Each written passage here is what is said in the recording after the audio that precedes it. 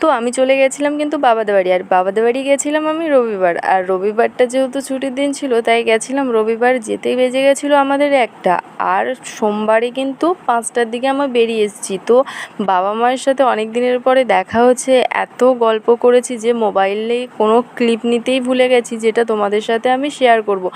তো বাবাদের বাড়ি থেকে আমি চলে এসেছিলাম সোমবার 5টার দিকে, আর যেহেতু আমার ছিল প্রচুর মন খারাপ তাই আমি কিন্তু কোনো ভিডিওই বানাচ্ছিলাম না, আমি কিন্তু বেরিয়ে চলে এসেছিলাম। তো আমার মন যেহেতু খারাপ ছিল তাই আমার মন ভালো করার জন্য, আর সেই দিন আমার আসার ইচ্ছে ছিল না, যেহেতু সোমবারে গেছিলো, আমার বরের অফিস কামাই হয়ে গেছিলো, তাই মঙ্গলবারে ওকে যেতেই হতো, তাই কিন্তু আমরা বাড়ি চলে আসছিলাম।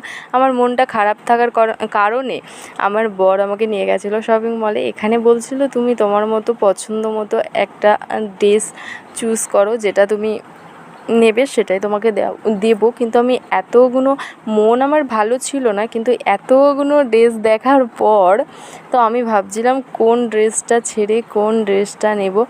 এখানে তো আমার কিন্তু খুব ভালো লাগছিলো, আর একটা কিন্তু এতগুলো ড্রেস দেখার পর মনে হচ্ছিলো যেন কোনটা নেব, কোনটা নিলে ভালো হয়। তো আমার বর বলছিল যেটা হোক একটা নাও না, কিন্তু আমি বলছিলাম আমার বরকেই পছন্দ করে দিতে। তো যাই হোক, বরের পছন্দ আমার পছন্দ দুজনের পছন্দ মিলিয়ে আমার একটা জামা নেওয়া হলো, আর সেইটাই কিন্তু আমার বর ওখানে পেমেন্ট করছিল। তারপরে আমরা ট্রেন থেকে বাড়ি এলাম, প্রায় বাজে 9:30। এসে চিংড়ি মাছ কাঁকড়া সব কিছু ভেজে ভুজে রান্না করে খেয়ে দিয়ে ঘুমালাম। কেমন লাগলো ভিডিও জানি।